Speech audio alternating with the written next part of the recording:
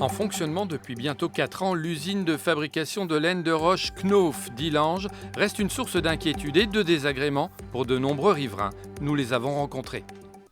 Crainte, peur, ce sont les sentiments qui dominent pour ces riverains et membres de l'association Stop Knof réunis ce jour-là à Illange.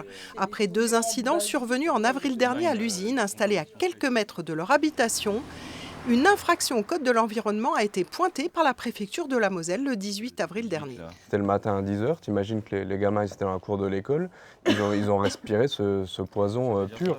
Depuis bientôt 4 ans, les riverains constatent des poussières de laine de roche ou encore de mauvaises odeurs, mais ce qui les inquiète de plus en plus, ce sont les rejets des fumées de l'usine. C'est quand même 280 tonnes que Knof est autorisé à rejeter comme oxyde de soufre par an.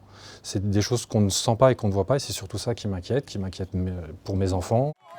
Des inquiétudes qui avaient motivé la création de l'association Stop Knof dès le début du projet, avec plusieurs recours contre l'installation de cette usine qui fabrique de la laine de roche et ses impacts sur l'environnement et la santé des riverains.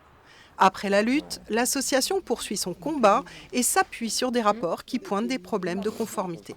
On prend des photos, on suit ce qui se passe, et voilà, parce que je pense que c'est la seule solution qu'on a aujourd'hui. Notre rôle d'association, c'est toujours faire de la surveillance et d'avoir une vigilance continue sur les nouveaux rapports qui sont émis et être sûr que les engagements qui sont demandés par la DREAL sont bien respectés. On est obligé de rechercher déjà l'information, d'essayer de comprendre les dossiers, les rapports d'inspection, et puis de les éplucher pour les analyser et essayer de diffuser l'information.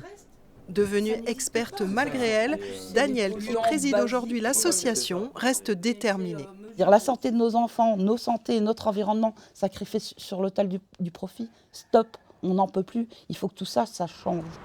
Dernier coup dur pour l'association, l'annonce d'un projet d'extension des activités de la société allemande sur ce site, avec la création d'une usine de fabrication de dalles de plafond en laine de roche sur plus de 90 000 m².